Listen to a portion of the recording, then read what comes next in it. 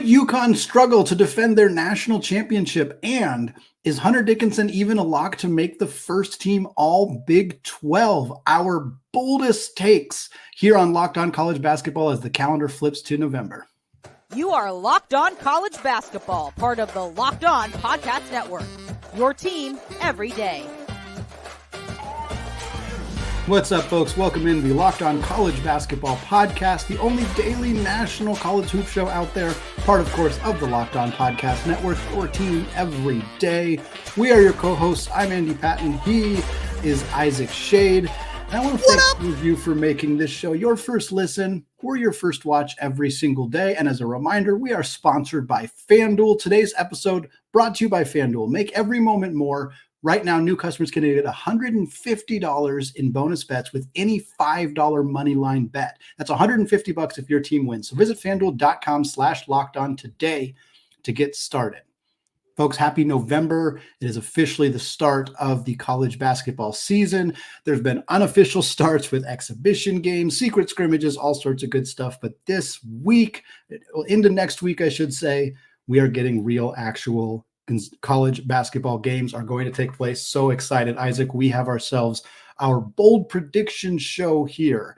For those of you who maybe missed our second ever episode, which I think is understandable because the second episode we did was on November 8th of 2022, and it was a bold predictions episode. So happy to keep the tradition alive. We've finally been around long enough to have some traditions, which is very cool. For those of you who want to get more involved this year, you can join us on our Discord channel as well. Want to make sure to shout that out. There's a link in the show notes here on audio or video. Click there. You'll be invited into our Discord channel. We're talking college basketball all the time. Very excited to bring that in as a new, hopefully, tradition that will carry on in the future. But Isaac, for now, I want to get into our bold predictions. Each of us have three. We're each going to talk about one per segment here. I'm going to let you lead it off with your hot take prediction about Hunter Dickinson in Kansas. Yeah, I'm going to start right in with my wildest, boldest take, Andy, because I think this is going to upset the Jayhawk fan base, but maybe make the Michigan fan base a little bit happy. Hunter Dickinson, here it is. Hunter Dickinson not only doesn't make the first team All-American team, he doesn't make first team All Big 12. Ooh, spicy. Andy, yeah, well, here we go. It's bold. It's not supposed to be something that happens. It's supposed to be out there. Listen, Hunter Dickinson wasn't first team All Big 10 last year, if that's news to people. Obviously, Zach Edey topped that list, but we can have more than one center on a team, and he didn't make it. He was ousted by other people. Yeah. Now, I will say there are fewer combatants at positionally in the Big 12 than there were in the Big 10 last year, so that is part of this. But when you start, part of this for me is when you start to look at the actual preseason Big 12 list, it was Dickinson along with LJ Cryer, DeJuan Harris, Emmanuel Miller from TCU, and Max Asmus from Texas. Your list on our Big 12 show, Andy, included Dickinson, Cryer, and Asmus, but you also added Tyler Perry. You also added Jameer Nelson Jr. I also added Jamal Schade and Dylan Dessou and Jalen Bridges. And I haven't even named Tyrese Hunter, Ray J. Dennis, Jesse Edwards, Jawan Roberts, KJ Adams, Kevin McCullough, Arthur Kaluma, Jacoby Walter, Marco Jackson, Bryce Thompson, and John Hoogley, who used to be a dude at Pitt. And I say all that ridiculous list of names to say this conference is loaded. You yourself on our Big 12 preview said, and I quote, Dickinson and Cryer are pretty close to locks if those teams do what they're supposed to do. I'm here to tell you today they might not. Well, Cryer, I think, probably is because he's not my thing. But, Andy, the most likely thing, sure, is that Hunter Dickinson is a no-brainer first-teamer, especially, again, because of position. But there were times at Michigan when I watched him get kind of gamed out of things by some other, like against North Carolina, by Armando Bacot, by some other bigs like that. And so there is a world in which he's part of this really talented Kansas team, and maybe he loses out to another teammate, kind of a split vote thing, whether it's McCullough or Adams or Harris or whomever it may be, freshman Marco Jackson, who knows? But in this bold world that I'm living in, Hunter Dickinson is not a first team All Big 12 player.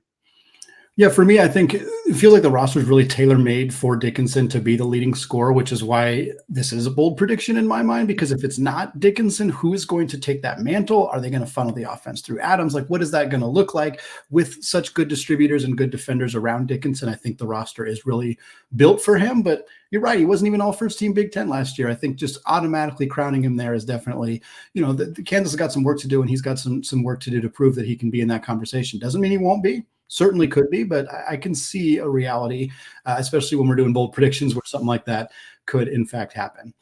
Isaac, you were talking about how great the Big 12 is, and I'm going to switch over and talk about how great the Big East is and make my prediction here that UConn, coming off a national championship, finishes outside the top 4 in their own. Oh my word.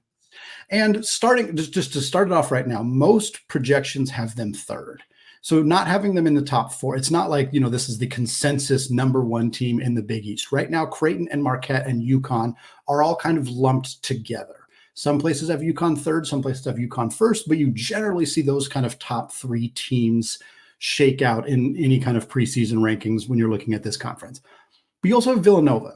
And for our top 25 that we released on Monday's episode, I think we had, or on Tuesday's episode, we had UConn 9 and we had Villanova 11. So we're basically viewing those two teams as very comparable. To me, Villanova eclipsing UConn doesn't feel insane. It doesn't feel out of the realm of possibilities with, with Hakeem Hart coming in, with TJ Bamba coming in, with healthy Justin Moore, with Eric Dixon back. Like, I think Villanova could be a top 10 team in the country, and I think that could be enough to potentially push UConn down. And then you have St. John's. What does that team look like with Rick Pitino? They're a tremendous wild card. Xavier obviously lost some front court depth, which is really going to hurt them. But I like the 2 additions they made in the backcourt in McKnight and Oliveri.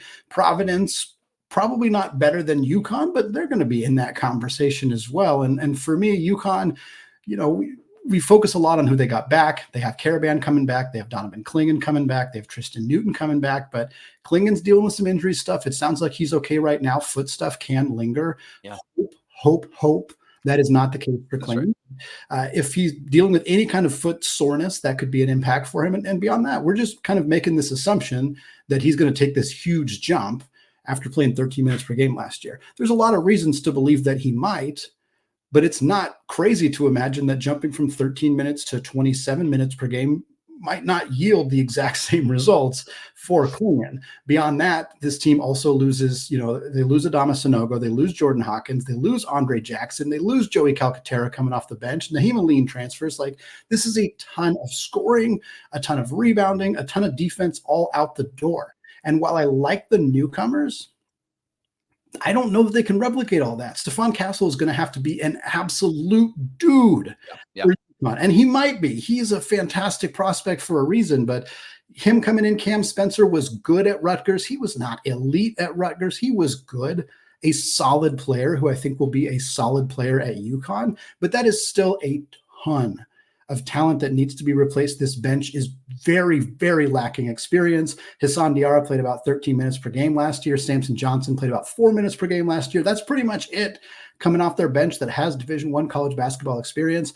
I think UConn's going to be really good, but I also think the team that finishes 5th in the Big East is going to be really good. And there is a way where this bold prediction comes true and St. John's and Villanova potentially clip UConn and push them down to 5th in this really, really good conference.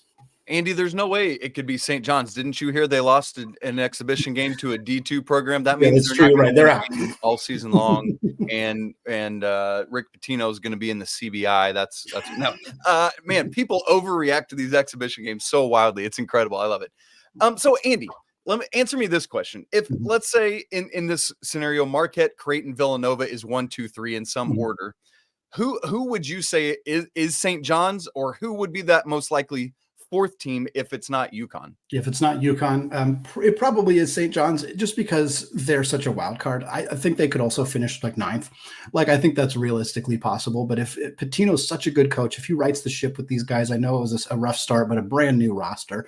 This team's going to probably struggle a bit out the gate. But you tell me they can't put it together in time for the Big East to make a run like that? I think it's possible. Whereas Providence and Xavier, I think, are good teams, but it's harder for me to see the reality where they're better than UConn, whereas with St. John's, they might be a lot worse, but there is a reality with the amount of talent on that roster. If Pitino gets the pieces together, that they're better. Yeah, I could see it more from Providence certainly than Xavier. I'm a little bit worried about Xavier this year, to be honest. Yeah, and that's the thing. It's got to be, to me, it would have to be St. John's or Providence, because it ain't Georgetown, it ain't Seton Hall, it ain't Butler, and it ain't DePaul. But you got somebody like Bryce Hopkins, man. He's an absolute dude. So I think it would have to be Providence or St. John's if that's going to be the play. And I love everything you said. There's so much talent, but it's so unproven. Like, we think Stephon Castle's going to be awesome, but we haven't seen it. We think Donovan Klingen's going to project to these higher numbers, but there's the foot thing we always talk about. We hate foot things with big dudes. And then we haven't seen it extrapolated out to more minutes, as you were talking about. So there are a lot of question marks. And so I like this one a lot. Andy, great call. Now, Andy, we got to move to the SEC. You got a hot take from down in Gainesville. And unfortunately, I got some potentially bad news for a team from Spokane, Washington. We're going to get to that in just a second. Right after I tell you that this episode of Locked On College Basketball is brought to you by FanDuel. Score early this NFL season with FanDuel, America's #1 sportsbook. Right now, new customers get $150 in bonus bets with any winning $5 money line bet. That's $150 if your team wins.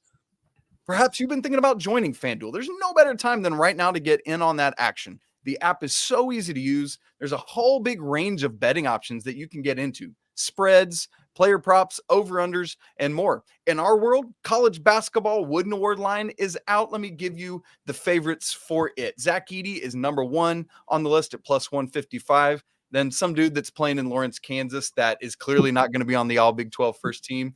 And then Kyle Filipowski from Duke at +900. Donovan Klingen, who we just talked about, at +1,700. And North Carolina's Armando Bacot at +2,000. Folks, visit FanDuel.com/lockedon and kick off the NFL season. FanDuel, official partner of the NFL. Andy, bold prediction part 2. Moving into it right now. Let's just go snake draft order here. Why don't you go ahead and take us with your second bold prediction? Yeah, I'm feeling the hype train in Gainesville, Florida for Todd Golden and the Florida Gators. And then I got them, my bold prediction. Again, we're trying to make these bold, capital B. So bold, they're scary, as we can say. I know we're a day after Halloween, but still fun to make the reference. I'm going to say All Saints Day, Andy, it lives on. You're right. Yeah, it works, right? I'm going to say that Florida finishes top 3 in the SEC. Ooh. Yeah, top 3 team in a conference with Tennessee, with Texas A&M, with Kentucky, with Arkansas, with Bama, with Auburn, et cetera, et cetera. Todd Golden and the Florida Gators finished top 3. This team had a tremendous offseason in the transfer portal. Good. One of the additions was E.J. Jarvis from Yale, a double-digit scorer in the Ivy League. He's not going to be with the team, so that hurts them. But the rest of the additions, unbelievable. Walter Clayton from Iona, 17 points, 3.2 assists per game, 43% three-point shooter. He slides into his starting guard role for them right away. It's really difficult to replace Colin Castleton, and nobody on this roster is going to just fully be able to replicate what the big fella could do. But I really like the addition of Micah Handlogton from Marshall. Not as much of a score, about 7.6 points per game, but about 10 rebounds, 2.3 blocks, 66% from the field. Obviously, how that translates into the SEC is going to be a huge question for Golden and that staff. But you get Clayton in, you get the big fella from Marshall coming in, Zion Poland coming in from Riverside of about 18 points per game last year, Tyrese Samuel from Seton Hall, 11-5. Like, this is a really good class of players via the transfer portal. Really, really good. Beyond that, you get Riley Kugel back. Riley Kugel was awesome at the end of last season. 17 points per game in his final 10 games, shot 38% from deep. There is SEC preseason player of the year hype around Riley Kugel. He's showing up in the lottery of NBA mock drafts right now. The hype train on Riley Kugel has left the station. It left a couple of months ago. There is a bunch of enthusiasm about him. Todd Golden as a coach, I watched a ton at San Francisco, and his ability to develop guards is unprecedented. Jamari Bouye went from a complete no-name D2 player to an NBA player with the Miami Heat. Khalil Shabazz started his career at community college, left San Francisco as their all-time leading three-point shooter. He has developed guards at an elite rate. Look at the development of Riley Kugel last year. Now you have Walter Clayton from Iona, who again was a fantastic mid-major player. You have Zion Poland from Riverside, who is an 18-point per game scorer. You get another year with Kugel. Like this, you have Will Richard, who has an NBA frame and size and potential in his, just his abilities already. This is a really good team with a really good coach who I think has gotten kind of some of those early, first-time Power 6 coach jitters out. And I think they're ready to make some really serious noise in a very good SEC, but an SEC that I think is penetrable by a team like this Florida team. Andy, here's why I love this as a bold take. I was looking as you were talking, the preseason SEC media poll, Florida is 8th. Looking at like the Almanac preseason, they've got Florida 7th. Yeah. Like not that they're like, I mean, we're not talking like TCU or Kansas State depth from last year coming from the bottom of the Big 12. But I love this as a bold prediction because the talent is there to foresee it, but it's bold because there's some teams above them. Yeah. Like the SEC, man, is this as good as we've seen the SEC? Yeah. Like it's awesome. I'm so excited for it. Here's part of what I think can make this happen. Andy, I was actually thinking about Florida the other day because I can't remember when it is, but I'm going to hop on Locked On Gators with our guy, Brandon Olson. Yeah. And here's one of kind of my takes for the Gators this year. I see this is going to be like my Florida bold prediction. I see a world in which Walter Clayton could be Florida's best player. Yeah. If Riley Kugel is Florida's second best player, that could be a world in which this bold prediction is coming to life. You know what I'm saying? Like if that could be a 1-2 punch right there for Gainesville. And even if Clayton is a Robin to Kugel's Batman, even if I'm slightly bold on it, then cool. So Andy, this is great. The SEC is going to be downright awesome. Folks, make sure you're dialed in on it. Andy, okay, here's mine. Folks, I'll just give you the prediction right out of the gate. Gonzaga's Sweet 16 streak is going to come to an end, an inglorious end in 2024. I'm not saying they're not going to make the tournament. I'm not saying they're going to not win a first round game. I'm just saying they're not going to make the second weekend. And this streak is stupidly cool. Yeah. The last 8 NCAA tournaments, Gonzaga has made the Sweet 16. Andy, what a wild streak that is. And frankly, if the 2020 tournament had been played, it would have been 9. Let's be honest about that, barring some kind of weird setback. Everything has to come to an end at some point. If ever there's going to be a year where Gonzaga's Sweet 16 streak comes to an end, this is a year where it would make sense to do so because there's more uncertainty in Spokane right now than ever. As you said on I guess it was maybe our top 25 show earlier this week, with Drew Timme out the door, with all these guys gone that were part of it last year. I'm very hopeful that Graham Ike is going to be okay. And if so, this blows up my prediction here. But there's just some of those question marks, similar to kind of what we were talking about with UConn a second ago. I think there's some of that for the Zags this year. But if the pieces come together, cool. But even still, even if that happens, the NCAA tournament, like part of this is the Gonzaga of it. Part of this is the wildness of the NCAA tournament where the wrong matchup at the wrong time, the wrong off day at the wrong time. Any of that can go wrong in a one-off setting like the NCAA tournament. So all good things must come to an end. And my bold prediction is that 2024 is when Gonzaga's 8 straight tournament Sweet 16 streak comes to an end. I like to point out too, just that people like to assume that this Sweet 16 streak has been Gonzaga always getting 1 seed. And it's like, oh, they make the Sweet 16 because they beat up on a 16 seed. They beat up on an 8 or a 9 seed. I think the first or second year they were an 11 seed. They've been 4 seeds in this tournament. Like they haven't just been getting it as 1 seeds. Gonzaga has been able to find their way into that second weekend, regardless of where they end up getting seeded. But I totally see the rationale behind this prediction. Drew Timme out the door is an unbelievable change for Gonzaga. It's a shift in how they operate. They're not going to feed Graham Ike the ball the same way they fed Drew Timme the ball. They can't. So they're going to have to adjust. I love the addition of Ryan Nembhard, but similar to UConn, like you said, Gonzaga has 1 player projected to come off the bench who's played really any significant minutes at the Division I level, and that's Ben Gregg. I think Ben Gregg is great. I like him. I think he's going to have a big role, but every other backup player for Gonzaga has not played college basketball at the Division I level. None of them. So that is a brand new bench. And that's going to be difficult to kind of acclimate. And they have more competition from St. Mary's in the conference. They have a fantastic non-conference schedule, as they always do. They got Kentucky in February, which I think is going to help them. So I think that they'll have the ship righted by the time we get into February, March. But we've also seen a lot of freshmen struggle towards the end of the year because it is a long season. And for me, seeing Gonzaga maybe peak a little too early, struggle in March, it honestly wouldn't shock me. It would be disappointing to see the streak come to an end. It's been one of the more fun kind of streaks to follow in college basketball. But this is a Gonzaga team where there's more questions than there have been in a long time. Does that mean Mark Few can't answer them? Of course not. But does it mean the streak is in jeopardy? Yeah, I think that's reasonable to say. Well, Isaac, we got two more very fun predictions to close out the show. We're talking about a mid-major program from the West Coast potentially making the Sweet 16 and two first-time Final Four teams that could happen this year. All of that coming up after a word from today's sponsor, eBay Motors. Folks, passion, drive, and patience. That's what brings home the winning trophy, and it's also what helps keep your ride or die alive. And eBay Motors has everything you need to maintain your vehicle and level it up to peak performance. From superchargers, roof racks, exhaust kits, LED headlights, and more, whether you're into speed, power, or style, eBay Motors has got you covered. And with over 122 million parts for your number one ride or die, you'll always find exactly what you're looking for.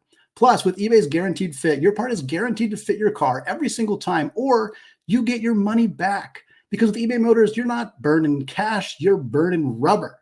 With all the parts you need at the prices you want, it's easy to turn your car into the MVP and bring home that trophy. So keep your ride or die alive at ebaymotors.com. It's eligible items only, exclusions do apply, and eBay's Guaranteed Fit is only available to U.S. customers. All right, Isaac, we are down to it. Two more bold predictions to get to here. We're doing snake style draft. We ended with your take there on Gonzaga, so I'm going to pick it up here talking about another mid-major team from the West Coast. If you can call Gonzaga a mid-major, that's maybe a conversation for another time, but I think you can certainly call Santa Barbara a mid-major team coming out of the Big West Conference. And my prediction here is that Santa Barbara is going to go to the Sweet 16. The Gauchos of Santa Barbara in the Sweet 16. Now, this team has made the NCAA tournament in 2 of the last 3 years. They've been a 14 seed and a 12 seed, but they have not advanced past the first round since back in 2011. Why I think this could happen? A couple reasons. AJ Mitchell, starting point guard, 16 points, 5 assists last year. He's a junior, veteran guy, potential Big West Player of the Year candidate. There's some really talented players in the Big West, but AJ Mitchell's among the best. We talk a lot about veteran guards and how valuable they are when you get into March. The Gauchos, check. They have that. They are losing 2 key front court players in Miles Norris and Andre Kelly, but I love their additions up front. The biggest storyline for Santa Barbara, one of the biggest kind of mid-major transfer storylines in the sport. Johan Traore. There it is. Top there it is. 25 prospect as a freshman, committed to Auburn. Huge hype around him and Bruce Pearl and what he was going to do for the Tigers, and it just didn't pan out.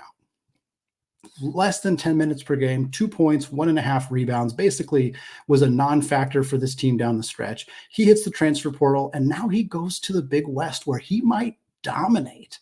You know, if you're looking for, and I know this is going to be a phrase that people use a lot, the next Brandon Pajemski, you know, a guy who transferred from Illinois to Santa Clara, has a monster year, gets drafted in the lottery, or just outside the lottery.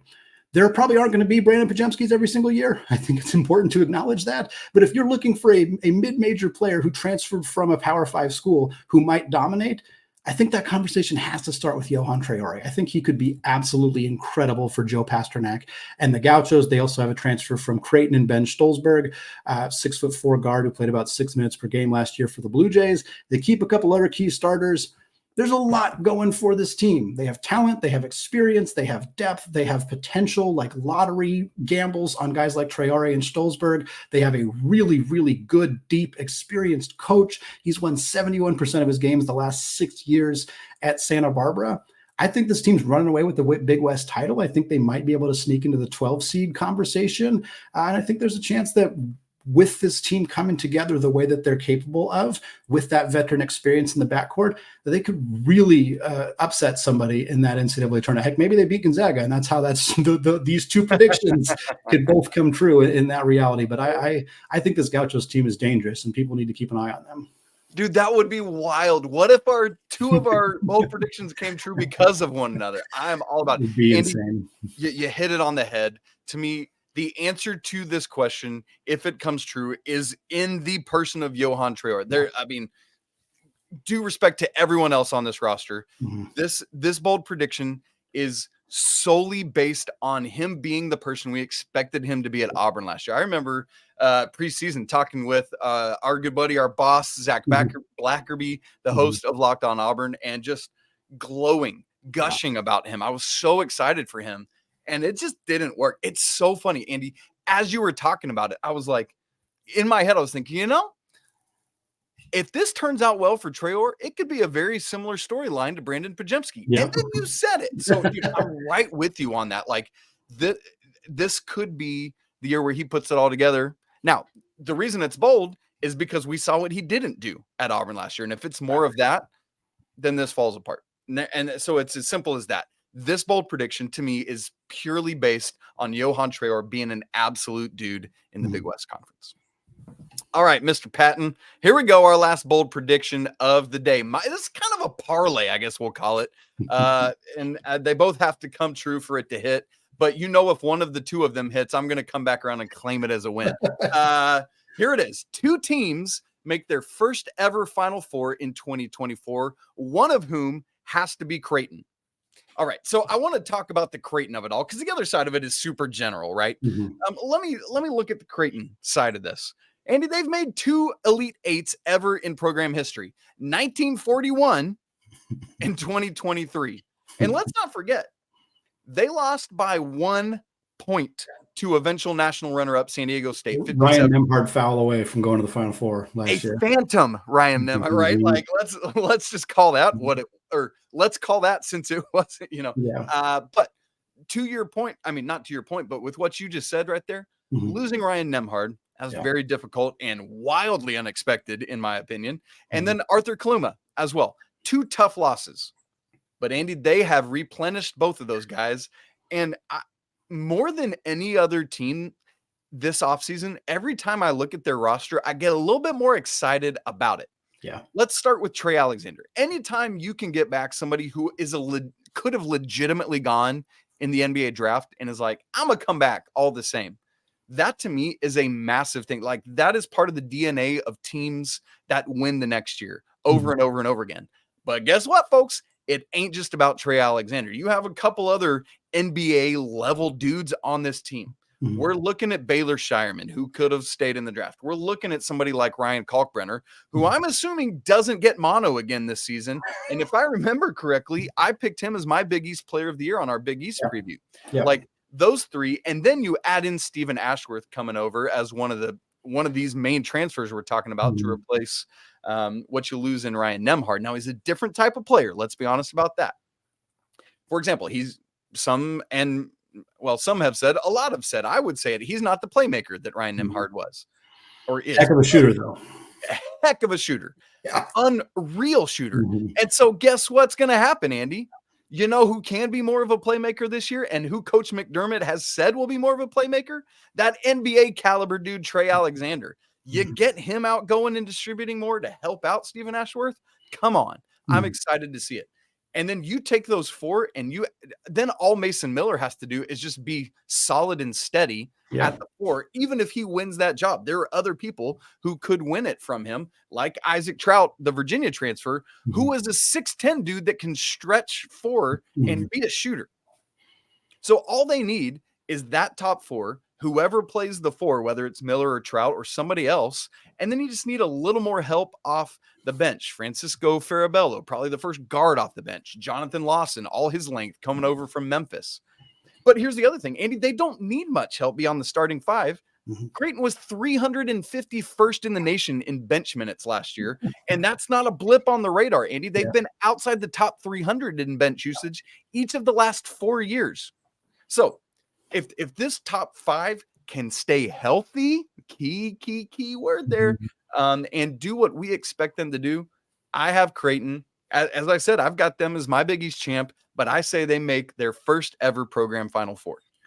Man, is Creighton's fourth best player Stephen Ashworth? Like, he's one of the fourth best players in the country, I think. But I think he has to be. Can I say what I think is true about what you just asked? Yeah. On any given night, it could be any of those. Totally. I think that's what is part of this. Yeah. Ashworth's going to lead this team in scoring a handful of times this year, if not more. He's a fantastic floor spacer. It's really going to be fun to see Alexander in more of a playmaking role, like you said, Ashworth and Shireman spacing the floor, Kalkbrenner down low. Like, there's a lot of intrigue and appeal of how this roster is designed. Greg McDermott's a great coach. Like, making a Final Four is really freaking hard. That's the only pushback I would have on this prediction. It's really, really hard, and it's bold. In terms of Creighton, or in terms of like looking at teams most equipped to make a Final Four run, like, there's a reason Creighton's a top 6, top 8 team by all accounts, because they're equipped to do so. And I like the element of another team making their first Final Four run, because it's part of just something we're seeing more in college basketball. There's more parity. There's more teams, talent gets spaced out a little bit more because the transfer portal. We'll kind of see what those ultimate results look like in a few years as we kind of look back on the first few years of this portal era. But expecting new teams to make those kind of jumps is something that I'm really excited to watch for this year. And I think there's a really real chance that we're going to see Creighton in the Final Four. Wouldn't shock me at all, but seeing two teams also wouldn't shock me that much either. I think this is a fun, bold prediction. Ah, man, Andy, what a fun show. I love to do this because it's wild. And if anybody pushes back, we just say, well, that's why it's bold. It's bold. Right, folks, we want to hear your bold predictions. Drop them in the comments, or heck, come join our Discord, and we'd love to hear your bold predictions there. Speaking of, come join the Discord, because we're going to have a mailbag show coming up later this week, and we'd love for you to drop some questions in our mailbag channel there on the Discord. Please make sure to subscribe to the show on audio and video. Smash the like button if you're watching so we know you're here. And again, we'd love to hear your comments. As always, thanks you everydayers for joining us. Apologies to the lawyer family. Go Wildcats, and until tomorrow, peace.